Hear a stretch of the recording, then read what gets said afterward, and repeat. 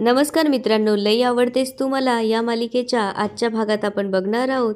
आप्पा कमलला म्हणत असतात, मी जरा कुमट्याला जाऊन येतो. त्यावर कमळ म्हणते, सरपंचाकडे का? त्यावर आप्पा हो म्हणता. त्यावर कमळ म्हणते, तुम्हाला अजूनही वाटतं का सरकार असं काही करेल म्हणून? तू कशाला आपल्याशी खोटं बोलेल? तो कामासाठी गेलाय ना. त्यावर आप्पा म्हणतात, एवढा विश्वास आहे ना तुझा सरकारवर, मग आपण बघूया तुझा विश्वास खरा ठरतो की माझा संशय. आप्पा पुढे म्हणतात, जर का तुझा विश्वास खरा ठरला तर जगात माझ्या इतका आनंदी माणूस दुसरा कुणी नसेल. इकडे सानिका आणि सरकार कुमट्यात यायला निघतात.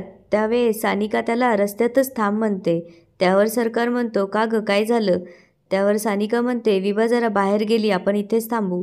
त्यावर सरकार म्हणतो, मग चल आपण तिच्या घरासमोर जाऊन थांबूया.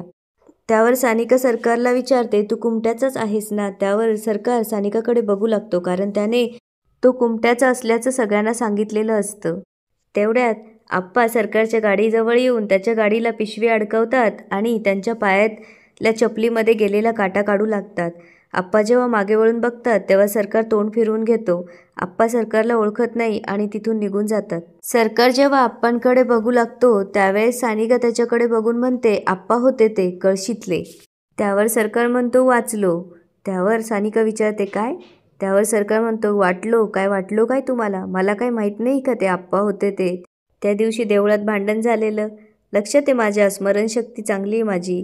चला इथून, काहीतरी घोळ होण्याआधी. त्यावर सानिका विचारते, कसला घोळ? त्यावर सरकार म्हणू लागतो, अहो कळशीतले आप्पा आहे, मग काहीतरी घोळ होऊ नये म्हणून म्हटलो. त्यावर सानिका म्हणते, कसला घोळ नाही होणार, चल तुझी गाडी इथेच राहू दे, आपण गाव फिरूया.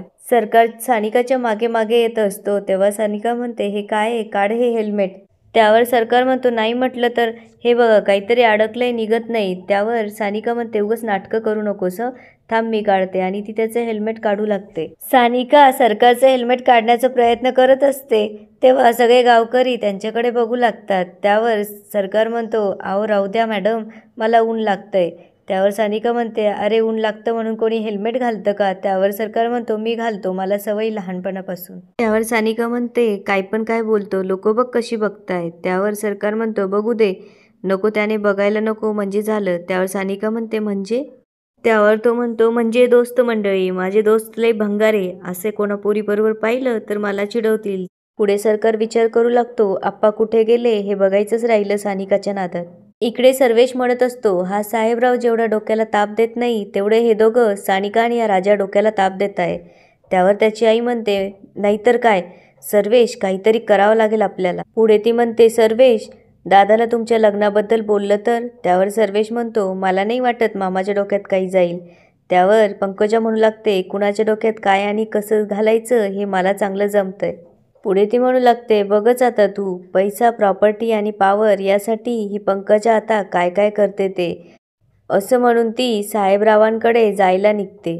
इकडे सानिका आणि सरकार कुमटे गावात फिरत असतात. तेव्हा सरकार म्हणतो, अहो मॅडम चला ना आता लवकर लवकर विभाच्या घरी जाऊया.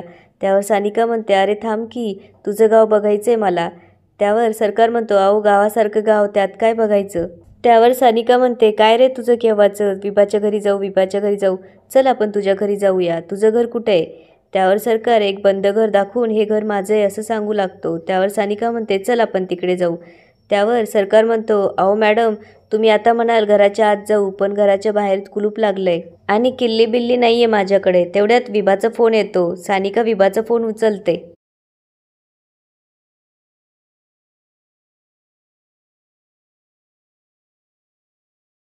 इकडे पंकजा साहेबरावांना भेटायला येते. तेव्हा ते फोनवर बोलत असतात. त्यावर पंकजा म्हणते, दादा कामात आहेस का, मी नंतर येते. त्यावर साहेबराव फोन कट करतात आणि म्हणतात, मी कामात नाही आहे, बोल तुझं काही महत्त्वाचं काम आहे का?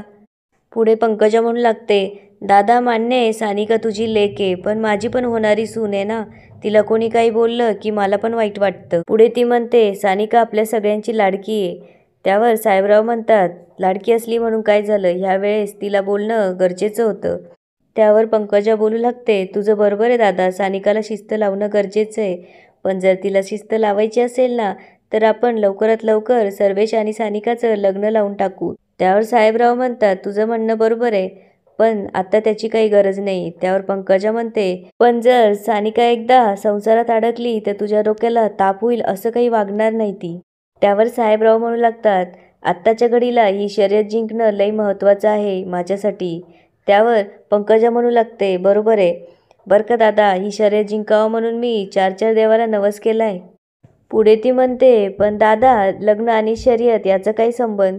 म्हणजे लग्नानंतर पण शर्यत खेळता येते की? बया, तुला काय वाटलं मी लग्नानंतर सानिकाला अडवल? शक्यच नाही, सानिकाला अडवणं अजिबात शक्य नाही.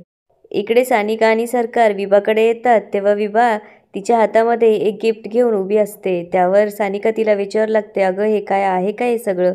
त्यावर विभा म्हणते, अगं लकी ड्रॉमध्ये लागलंय मला हे. अगं एक कुठला तरी ब्रँड लॉन्च होतोय, त्यांनी ठेवलाय हा लकी ड्रॉ. अगं फ्री आहे फ्री, आपण फक्त नाव द्यायचं. पहिलं बक्षीस 50,000चं, दुसरं 30,000चं आणि बाकीच्यांना हे असे गिफ्ट मिळत आहे. त्यावर सरकार म्हणतो, असं कुठं असतं वय मॅडम, स्कॅम आहे हा. त्यावर विभा म्हणते, स्कॅम बिम काही नाही आहे, अरे फ्री आहे फ्री, त्यांच्या कंपनीची ॲड होते ना. त्यावर सरकार विभाला कंपनीचं नाव विचारू लागतो. त्यावर विभा शांत बसते.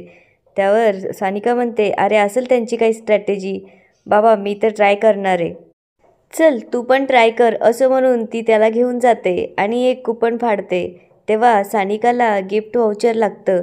ती खूप खुश होते आणि विभाकडे बघू लागते. सरकार जेव्हा फोन करून बाबूला म्हणत असतो, काही झालं तरी आजच्या आज मला 30,000 रुपयाची व्यवस्था केली पाहिजे, तेव्हा सानिका त्याचं बोलणं येऊन ऐकते. सानिका विभाला फोन लावून विचारते, कुठेस तू? त्यावर विभा म्हणते, काय झालं सानू? त्यावर सानिका म्हणते, माझं तुझ्याकडे एक महत्त्वाचं काम आहे, तू आजच्या आज लकी ड्रॉची व्यवस्था कर. मी आणि राजा कुमट्याला येतोय आणि ते सगळे पैसे राजाला लागले पाहिजे. त्यावर विभा म्हणू लागते, एक मिनिट सानू, काय चाललंय हे तुझं सगळं? त्यावर सानिका म्हणते, अगं राजाला पैशाची गरज आहे आणि त्यासाठी आपण हे लकी ड्रॉचं नाटक करतोय, जेणेकरून राजाला सगळे पैसे मिळतील. त्यावर विभा म्हणते, त्यासाठी एवढंसं सगळं करायची काय गरज आहे? त्यापेक्षा डायरेक्टच देऊन टाक ना. त्यावर सानिका म्हणते, अगं मी त्याला चांगलं ओळखते, तो माझ्याकडे पैसे मागणार नाही आणि मी दिले तरी तो घेणार नाही. त्यावर विभा म्हणते, चांगलंच ओळखते की तू त्याला. सानिकाला गिफ्ट लागतं. त्यावेळेस तिथला माणूस म्हणतो, कॉंग्रॅच्युलेशन्स मॅडम, तुम्हाला गिफ्ट लागलंय. तेव्हा राजालाही खूप आनंद होतो. सानिका ते गिफ्ट घेते आणि राजाला म्हणते, आता तू पण घे. त्यावर राजा कुपन घेतो आणि स्क्रॅच करतो. तर बघतो तर काय, त्याला 30,000 रुपये लागलेले असतात. राजाला विश्वास बसत नाही आणि तो त्या कुपनकडे बघत असतो. तिथला माणूस राजाच्या हातातून कुपन घेतो आणि म्हणू लागतो, अरे वा, अभिनंदन सर, तुम्हाला 30,000चं सेकंड प्राईज लागलंय. विभा आणि सानिका खुश होतात आणि टाळ्या वाजवू लागतात. सगळे लोक टाळ्या वाजवतात आणि फटाके फोडतात. राजाला मात्र काही सुचत नाही. तो माणूस राजाच्या हातात 30,000 रुपये देतो. तेव्हा राजा पैसे हातात घेऊन त्याच्याकडे बघू लागतो. त्यावर सानिका म्हणते, राजा, अरे सेकंड प्राईज मिळाले तुला 30,000. त्यावर राजा म्हणतो, अहो हे कसं काय मिळालं मला? त्यावर सानिका म्हणते, नको आहेत का तुला? नको असेल तर देऊन टाक परत, चल ग विभा. सानिका तिथून जाते. राजा विचार करू लागतो की हे पैसे मला देवी आईनेच दिले, आत्ताच्या आत्ता घरी पैसे दिले पाहिजे, पण असं सानिकाला सोडून कसं जाता येईल? सरकार सानिका जवळ येतो तेव्हा सानिका म्हणू लागते, राजा, मी आणि विभा तिच्या घरी जाणार आहे, तुला जर तुझ्या फ्रेंड्सला भेटायचं असेल तर तू जाऊ शकतोस. सानिका विभाला बाजूला घेऊन येते आणि म्हणते, आता त्याला त्याच्या घरी जावं लागेल ना, त्यामुळे मी तुला इथे घेऊन आले. त्यावर विभा म्हणते, अच्छा, तू आता त्याच्या मनातलं पण ओळखायला लागलीस. आणि ती तिच्या बॅगमधून एक पुस्तक काढून सानिकाला देते. आपण प्रेमात आहोत की नाही हे कसं ओळखायचं? याच ठिकाणी आजचा एपिसोड संपतो. आता पुढे काय होणार ते बघूया उद्याच्या भागात. धन्यवाद.